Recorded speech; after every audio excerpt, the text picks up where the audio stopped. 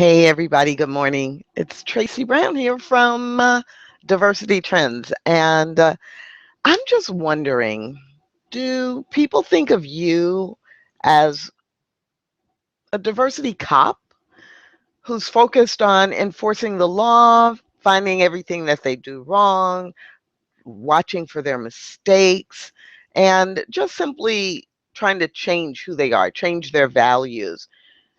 And if that's true, would you prefer that people see you more as a diversity coach? Someone who actually gives them ideas, someone who educates them, someone who helps them focus on what they can do to create a more inclusive environment. Well, in this session today, I'm going to highlight 4 common mistakes diversity practitioners and HR people and line managers, 4 common mistakes that we make when we think we're trying to support our diversity and inclusion initiatives. And I'm also going to share with you some ideas that will help you be more effective and help you relate to more people and create some synergy without feeling exhausted. As I said, my name is Tracy Brown, and I'm president of Diversity Trends. And I want to welcome you to this session from Diversity Cop to Diversity Coach. Now, it's actually one of 3 programs in the Diversity Champions Unleashed series.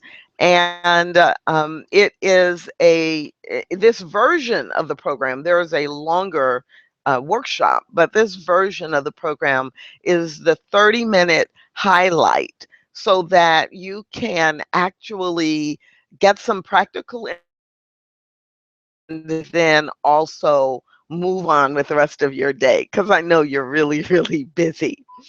So often, what we do is we tell everyone else that they should, um, they should really suspend judgment, that they should accept everyone, and uh, um, and then we don't model that. So what we want to do is, of course, make sure that we are as champions for diversity and inclusion, that we are not the most judgmental people in the room and we're not the most critical people in our organizations. So I've got some little beeps happening over here. Let's see what I can do to fix those so we don't hear them for 30 minutes. Let's see if that works. I think it's working. Let's see. If not, it's live. We'll take another quick 30-second break and see if we can figure it out. Yeah, they're gone.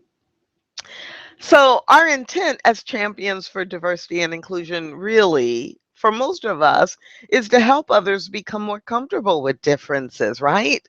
Our intent is really to help people build the skills they need to handle issues that are the result of there being an increased amount of diversity on their team or an increased amount of diversity within their organization.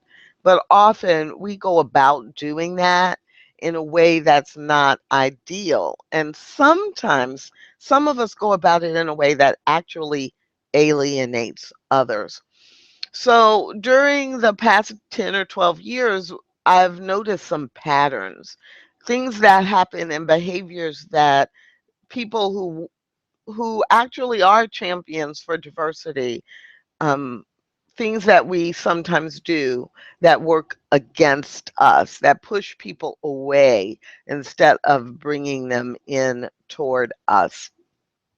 And so I've worked with hundreds of members of diversity councils all over the United States, and I've worked with lots of people who are in formal diversity leadership roles and thousands of folks who are serving as volunteers in their organizations, serving on a diversity council, an affinity group leader, or simply line managers, because there are a lot of organizations that have line managers who are avid, avid champions for diversity and inclusion.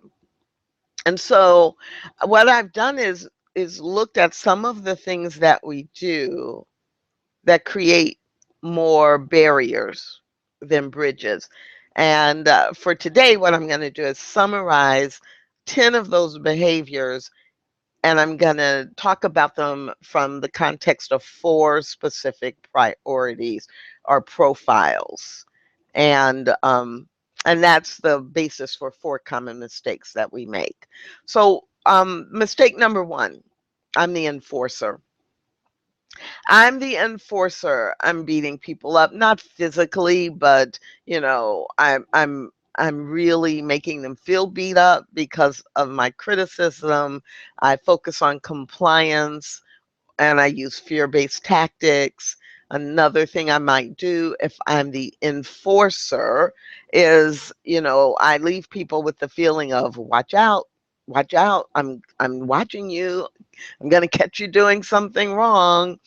Or for the only time they hear from me is when they've screwed up, right? So the first common mistake is being perceived or behaving in a way that would fall into this category called I'm the enforcer. I'm the enforcer. And what we do, as I said, just for their four common behaviors. And you may not do all four of them, but if you do any one of them, if that's your reputation, then you might want to look at it. So again, the four behaviors are beating people up, focusing on compliance, using fear-based tactics. Number three, under mistake number one, is watch out. I'm going to catch you doing something wrong, or simply being silent unless someone has screwed up or someone has made a mistake. So obviously, if we were in a workshop, we'd go into each one of those and look at the specific behaviors. But we're in a webinar, and I have promised to get you in and out in 30 minutes. So I'm just highlighting these to give you something to think about and to kind of do a mini assessment and to have some idea of what you might want to work on if you want to be an even better champion for diversity and inclusion than you already are. So mistake number one was the enforcer. Mistake number two is I'm the expert. I am the expert, especially when I come from this place of being the expert and I stop learning. I know it all. I'm the person you need to go to. So a couple of ways that shows up in behavior um, is when there's this idea that, or when I'm presenting in such a way to people in my organization that they really, anything they find on the internet or anything they find or bring from their previous organizations, I'm shooting it down and telling them all the reasons why that won't work or that's not good. And sometimes that may be because I'm not familiar with it, but often it's because I'm getting my own self-esteem from it. There's a lovely, lovely quote that I use a lot from Epictetus, and it's very close to this. It's impossible for a man to learn what he thinks he already knows. In fact, that's exactly it. It's impossible for a man to learn what he thinks he already knows.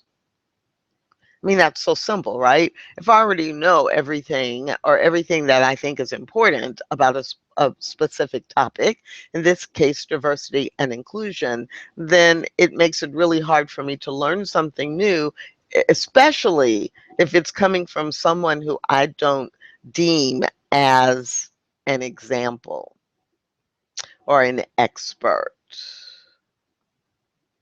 So, um, yeah, I'm thinking of all the things and examples I could give you about that, and it is a really common mistake that people made. But I'm going to keep moving right now, and then if I have time at the end of 30 minutes, I'll come back to it. So mistake number one is the enforcer. Mistake number two is the expert. Mistake number three is I'm emotionally attached. Mm. And the way that I think about this, when I've interacted with people, especially who are the VP of diversity, or they're the chief diversity officer, or they're the manager of diversity in their organizations, what happens is I see a pattern of possession instead of partnership. Now, when we're in a leadership role as it relates to diversity and inclusion or anything else, we are responsible. But with diversity and inclusion, it's so important that you have partnerships with all parts of the organization. And the idea of possession, the diversity initiative is mine, really can work against you, and it does make you more prone to get so emotionally attached to your strategy, to your ideas, to your programs, that it then creates a barrier between you and the very people you are trying to serve and support. So I've heard this expressed in meetings with someone saying, well, it's my diversity program, not yours. And really, the person they were saying this to was a peer, was a key leader in the organization. But the entire diversity initiative was, designed to support key leaders in rolling it out through the entire organization. So in this particular case, that chief diversity officer was having a conversation with the COO, the chief operating officer, and it was in a public group. Obviously, I was sitting there, and it wasn't like just a conversation between the two of them. And so it created within the room this sense of, oh my, here we got two people from the C-suite, and they can't agree, and they're arguing. So there were, managers and directors in the room who were like, well, they can't get it together. Now, what am I supposed to do? And how am I supposed to work with this person? And one person who reported to the COO came up to me at the break and said, well, now what do I do? I'm really, really a champion for diversity and inclusion, but now the chief diversity officer seems to be kind of, at war with my direct boss. I can't be so visible that my direct boss starts, reacting to me as if I'm more in alliance with the chief diversity officer. And so that's what you do not want to do. Sure, there are times when things get really tense and you're in conversations with people and you kind of lose your cool.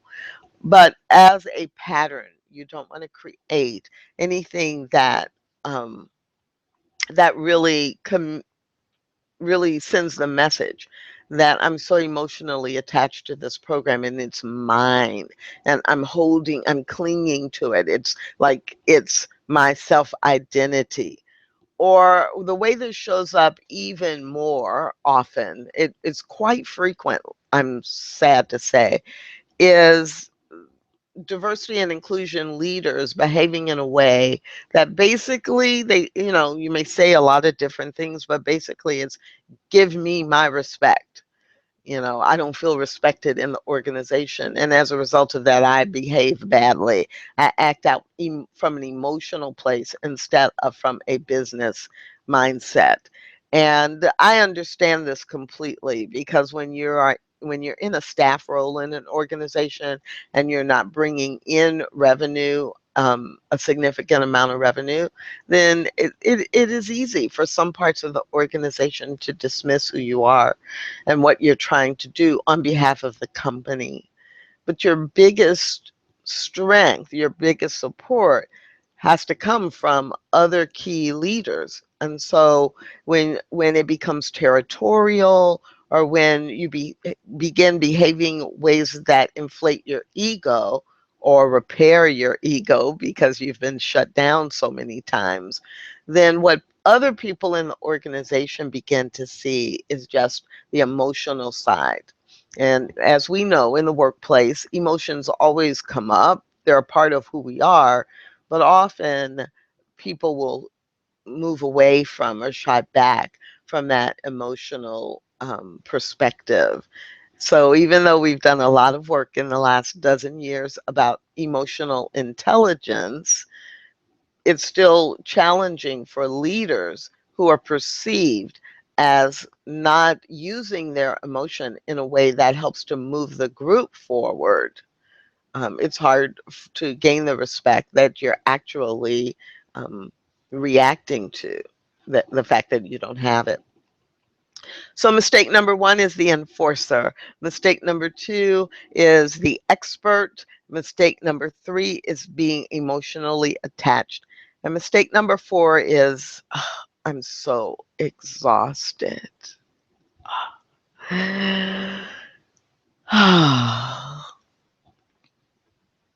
Such a large percentage of us who are champions for diversity and inclusion fail to recharge.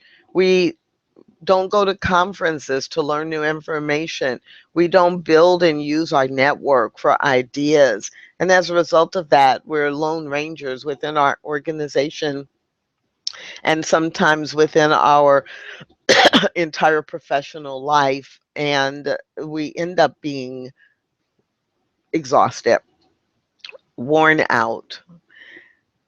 So this actually is sometimes and very often linked to mistake number two, being the expert internally without reaching out to others to find out what's going on.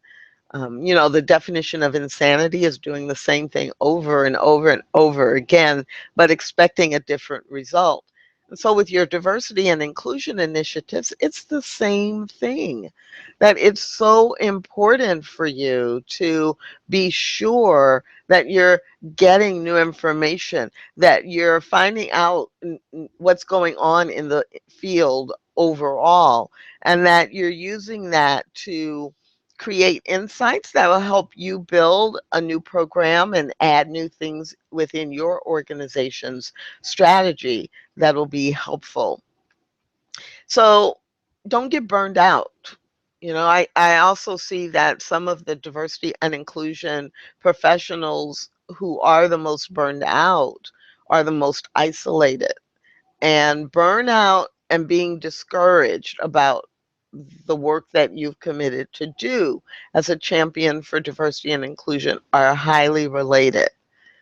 So this is true whether you are chief diversity officer, whether you're an HR manager with responsibility for diversity, or whether you are the chair of the diversity council or the president or chair of an employee resource group or an affinity group. This failure to look outside your own small network or to look outside what you already know is a very fast way to become exhausted. And so I just don't want you to do that. Too many people do that, and then it takes so much to bring them back to even a place of neutrality and a level playing field in terms of being able to be effective as a champion. At a conference I attended, I was facilitating a group of advanced diversity practitioners, people who had been in the field for a minimum of 10 years. And as it turned out, most of the people in the room had been doing diversity and inclusion related work for 15 to 20 years. And there were a few people who were in senior level positions who had um, less than 10 years of total experience, but because of their level of seniority, they actually had been exposed to really a high level decision making and needing to be strategic about building an initiative in their organization. And I asked them to identify the needs that they have And the number one need that was identified across the board from every small group conversation was the need for a support group of their peers, a support group of diversity practitioners who could provide both professional and emotional support.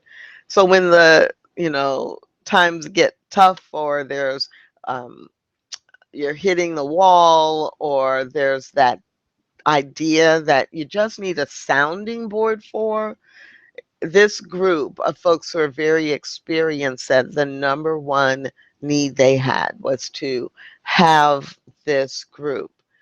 Being a champion for diversity and inclusion, whether it's a paid position or a volunteer role in your organization, it's challenging work and it can be very draining.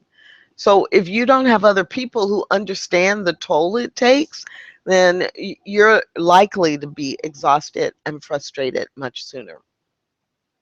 So those are the four most common mistakes, and I wanted to spend the majority of our time together today on those four because I want you to be able to do a little self-assessment, and you may not be doing any one of those four exclusively, but I hope you were listening for little tips, or little, not tips, but little places where, yeah, I probably fall into being the enforcer a little bit too much, or yeah, because I'm where the buck stops, I probably do sometimes come across as if I think I am the expert and no one, and they don't need to go anywhere else.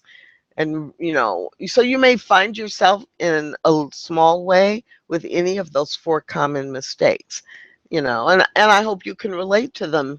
When I listen to them, and I'm reminded about them, I am not in any of those, making those mistakes on a regular basis now, but I sure can remember times in my career where I leaned more toward one of those four mistakes than a balanced approach and a supportive approach.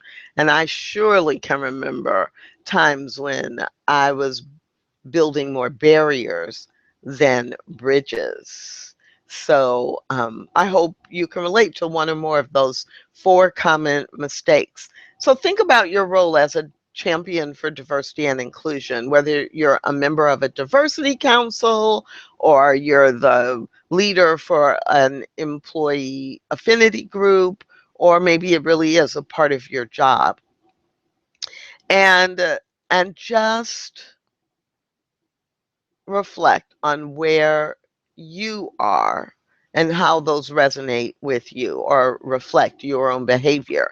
And let's move to focus on what you can do to avoid or recover from those mistakes. So, the number one way to avoid these mistakes, these common mistakes, really is to get candid and constructive feedback on a regular basis. Now, that sounds really simple, but who gives the diversity practitioner or the diversity champion coaching and feedback?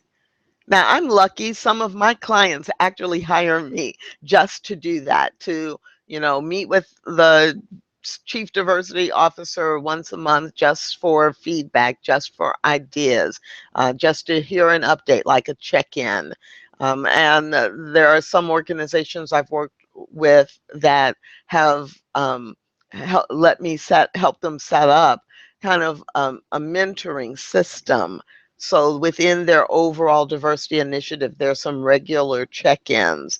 But people are usually coming to you for advice. They're coming to you for suggestions. They're coming to you for your help. So they're not coming to you to tell you what you might do differently unless you specifically ask.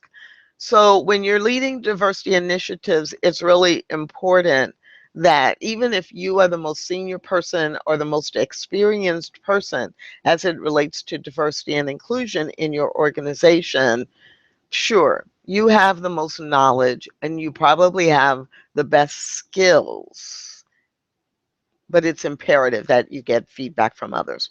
So I'm going to share with you three highly recommended strategies to encourage others to give you feedback. But really, there's only one strategy, and that is to ask, then shut up and listen. Really, really, that's what you have to do. You have to ask and then be quiet. So I guess what I'm going to really do is give you three tactics that will help you ask for the kind of feedback that's going to be helpful to you as a champion for diversity. And let me do a time check.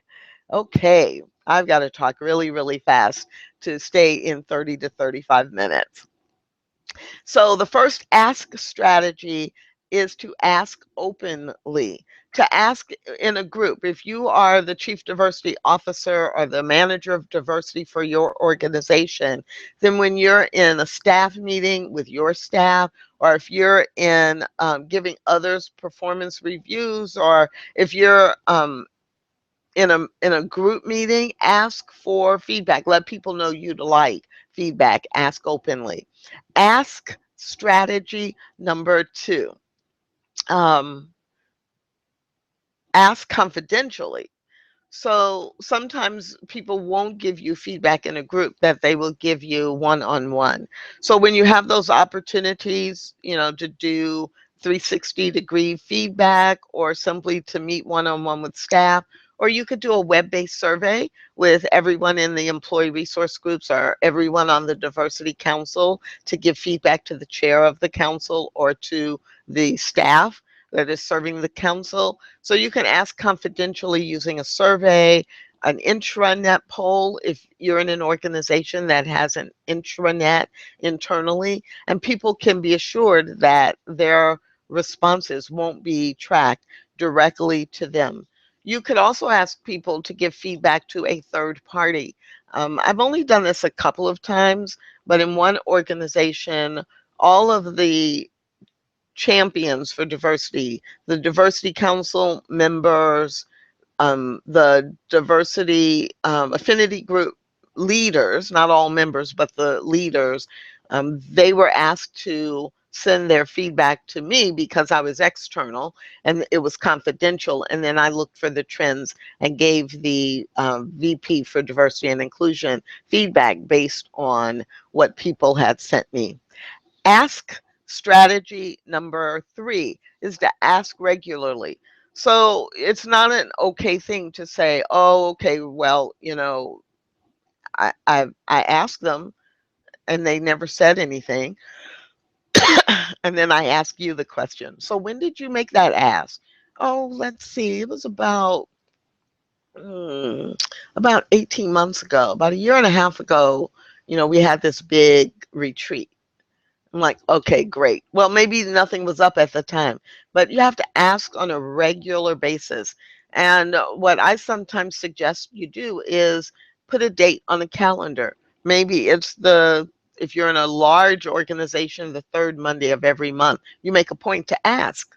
You make a point to ask. Sometimes you ask one person, sometimes you ask a group. Or if you're in a smaller organization, then you might put, the third Wednesday of the first month of every quarter, like once a quarter on a regular basis. I remind people I want their feedback. And that way, when you create that pattern, then you build a reputation as someone who is open to feedback and you'll begin to get it on a regular basis. So, what do you ask? Sure, you can ask people, how am I doing as a champion for diversity? But there are some other questions you could ask, and they include on a scale to 1 to 5, how would you rate my ability to hear all sides of an issue? Do I listen to all sides? Do I ask for all sides of an issue? Anything like that. You could ask people, what are some things I could do to make sure I hear you, I understand you, and your perspective? You could ask a question like, simple, how might I improve my communication with you? What ideas do you have for us working better together? So if you just say, what feedback do you have for me? People will assume that you're looking for negatives, again, things you're doing wrong. But in reality, you also want to ask questions that allow you to learn what you could do even better, that is based on cross-cultural communication or leadership. So there are dozens of questions you can ask. I work with clients all the time to create new questions or questions that are right for them. Just be sure that you ask questions that require more than a yes or no answer, because you want it to be open-ended. You're wanting to get information, not just right or wrong, good or bad. So make sure that your questions are open-ended and that they're going to give you information about your behavior, not your attitudes, not your beliefs, and not really the programs you've put in place, but your behavior and how you're perceived by others. So we've talked about two aspects of moving from diversity cop to diversity coach. We've talked about 4 common mistakes that diversity champions make, and we've talked about 3 tactics you can use to ask people for productive feedback. And and that's really about all the time that we have. But I'm going to squeeze in 6 things you must do if you want to be a great coach for diversity and inclusion. And they're included in the back of 71 Ways to Inspire a Commitment to Diversity, with a little bit of explanation about each one of them. So 6 behaviors, 6 things that you want to do. Regular self-assessment. Practice the skills and behaviors that you want others to use and to utilize. Study the topic, really. It's a growing field and there are lots of things for you to know. And I do this work full time and I'm still always studying, always researching. Oops, I said I wasn't going to talk about them, just list them. Oops.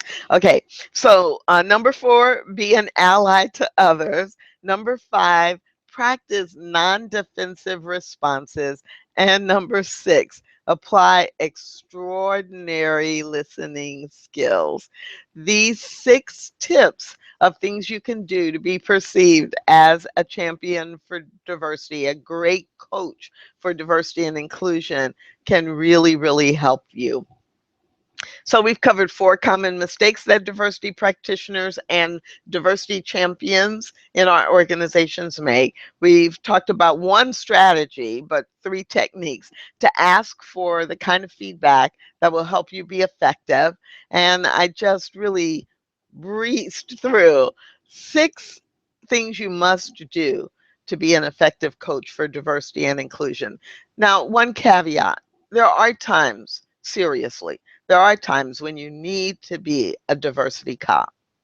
If a policy has been violated, if someone intentionally is using racial slurs or behaving in a way that's unacceptable, you are supposed to be a diversity cop in the sense of enforcing policy and educating people on what they should and should not do.